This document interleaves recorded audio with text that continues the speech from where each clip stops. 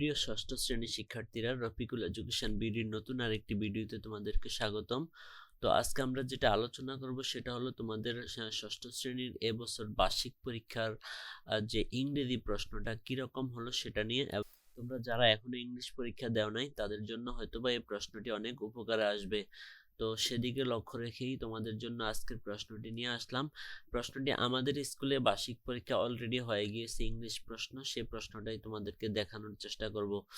তো তোমাদের প্রথমে যেটা থাকবে সেটা হবে একটা আনসিন প্যাসেজ থাকবে। এই আনসিন প্যাসেজ থেকে তোমরা কি করতে হবে, চুজ দ্য বেস্ট আনসার, মানে 5টা প্রশ্ন থাকবে, 5, এখান থেকে সঠিক আনসারগুলো খুঁজে বের করতে হবে।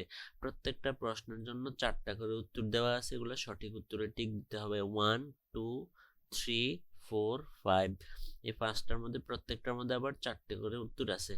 তো সঠিক উত্তরগুলো তোমরা খুঁজে বের করতে হবে, আর এগুলা বের করতে পারবা তোমরা এই প্যাসেজ থেকে। তোমরা যদি প্যাসেজটা ভালো করে বুঝো তাহলে তোমরা এই প্রশ্নগুলোর আনসার করতে পারবে। তারপরে বিতে যেটা আছে সেটা হলো এই প্যাসেজ থেকেই 5টা কোয়েশ্চন তোমরা উত্তর করতে হবে। What are some of the key responsibilities of an ideal student mentioned in the passage? মানে এই প্যাসেজে উল্লেখিত একজন আদর্শ ছাত্রের যে দায়িত্ব আছে, মূল দায়িত্বগুলো কি কি। তো এইভাবে এখানে 5টা প্রশ্ন দেওয়া আছে। How does regular class attendance contribute to the success and ideal student. তো এই 5টি প্রশ্নের উত্তর প্রত্যেকটা মান 2 করে, 5টির প্রশ্ন মান হবে 10। তারপরে তোমরা 2 নম্বরে আবার আরেকটা প্যাসেজ পাবে, আরেকটা টেক্সট পাবে। এই টেক্সটের উপর ভিত্তি করে এখানে কি করতে হবে,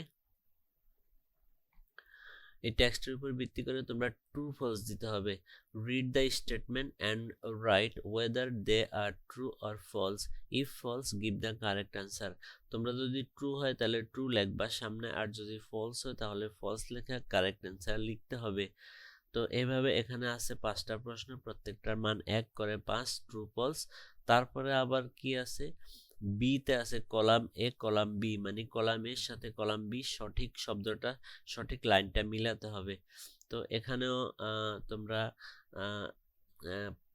5 নাম্বারের আনসার এখানে। তারপর আমরা যেটা চলে আসলাম 3 নাম্বারে। এখানে একটা 3 নাম্বারে একটা পোয়েম দেওয়া আছে। এই পোয়েম থেকে তোমরা কি করতে হবে, কোয়েশ্চেনের আনসার দিতে হবে, যেটা এখানে দেওয়া আছে এ নাম্বারে। আনসার দ্য ফলোইং কোয়েশ্চেন, মানে এই পোয়েমের আলোকে এই প্রশ্নগুলোর উত্তর তোমরা করতে হবে। এখানে টোটাল 3টা প্রশ্ন আছে, প্রত্যেকটার মান 2 করে, 3 দুগুণে 6। তারপরে write the rhyming words of the in the following table, মানে এই কবিতার মধ্যে রাইমিং ওয়ার্ড কি আছে সেগুলো তোমরা কি করতে হবে, এখানে লিখতে হবে। হ্যাঁ, স্টেয়ারের সঙ্গে কি হবে, তারপরে বগের সঙ্গে কি হবে, গ্রাসের সঙ্গে কি হবে, গ্ল্যান্সের সঙ্গে কি হবে, বিজ্ঞানের সঙ্গে স্টেয়ারের সঙ্গে কি হবে, সেগুলো এখানে লিখতে হবে। যেটাটা যে ওইটার সামনে সামনে লিখতে হবে, এটা এনে লিখবা, আর বগেরটা এনে লিখবা, গ্রাসেরটা এখানে লিখবা, গ্ল্যান্সেরটা এখানে লিখবা, বিজ্ঞানেরটা এখানে লিখবা, স্টেয়ারেরটা এখানে লিখবা। এই তারপরে গ্রামার অংশে তোমরা যেটা করতে হবে, এখানে প্রথমেই 4 নাম্বার আছে পাঞ্চুয়েশন মার্কস, মানে এখানে তুমি কোথায় দাঁড়ি, কোথায় কমা, কোথায় বড় হাতের, কোথায় ছোট হাতের, এইগুলা পাঞ্চুয়েশন মার্কসের মার্কস হচ্ছে 10। তার মানে এটা আনসার করতে পারলে তোমরা 10 পেয়ে যাবে। তারপরে এখানে এ নাম্বারে যেটা আছে, read the following passage carefully, identify 5 adjective in the text, মানে এই যে উপরে একটা টেক্সট দেওয়া আছে লাস্ট ফ্রাইডে, সরি নিচে এখানে একটা টেক্সট দেওয়া আছে, long ago there was a big jungle beside a lake in lake full stop, in that jungle they are lived there are হবে, there are lived a wolf with his family. মানে এই প্যাসেজটার ভিতরে কি কি adjective আছে সেগুলা এই 5টা করে, 5টা অ্যাডজেক্টিভ লাগবে এই প্যাসেজ থেকে। এরপরে এই 5টা অ্যাডজেক্টিভের সিনোনিম কি হবে সেগুলো এখানে লিখতে হবে। তারপরে বিতে যেটা তোমরা পাইবা, read the conversation and right 3 sentences to describe Birbal using at least 5 adjective, কমপক্ষে 5টা শব্দ ব্যবহার করে বীরবল সম্পর্কে 3টা লাইন, মানে এই ডায়লগটা তোমরা পড়ে বীরবল সম্পর্কে 3টা লাইন লিখবা। ওই 3টা লাইনের মধ্যে কমপক্ষে 5টা অ্যাডজেক্টিভ থাকতে হবে। এটা হলো বি এর আনসার। তারপর আমরা চলে গেলাম কোথায়, সিতে। সিতে কি আছে, এই প্যাসেজটা থেকে আইডেন্টিফাই 5 অ্যাডজেক্টিভ এবং সেই অ্যাডজেক্টিভগুলোর আবার নাউন লিখতে হবে। এই প্যাসেজ থেকে যেমন পাঞ্চুয়াল একটা অ্যাডজেক্টিভ, তাহলে এখানে পাঞ্চুয়াল লাগবা। তারপরে এখানে আনওয়েল একটা অ্যাডজেক্টিভ, এখানে আনওয়েল লিখবা। তো এখানে আবার এগুলার আবার নাউনও লিখতে হবে। এই তারপরে নাম্বার 6 যেটা আছে, read the given context carefully and answer the question approach. মানে এখানে Tarek wants to know, Tarek জানতে চায় if he can use the library resources for his project.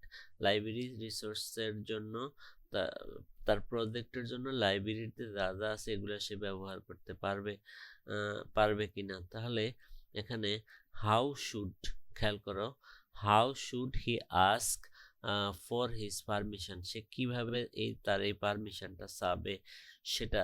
তোমরা অবশ্যই এগুলো পড়ে নিছো, যেমন কুড আই, মে আই, এই যে পারমিশন বাক্যগুলো সাধারণত মে দিয়ে শুরু হয়। তাহলে কি হবে, may I use the library resources for the project. তো এভাবে সেন্টেন্স তৈরি করতে হবে এগুলোর আলোকে। তো এখানে ওবেলাইজেশন মানে বাধ্যবাধকতা, সেটা হবে মাস্ট দ্বারা। তারপরে পোলাইট রিকোয়েস্ট কুড ইউ দিয়ে করতে হবে। পসিবিলিটি মে দ্বারা করা যায়। অফার মানে লেটাস, এগুলা দিয়ে শুরু করতে হবে।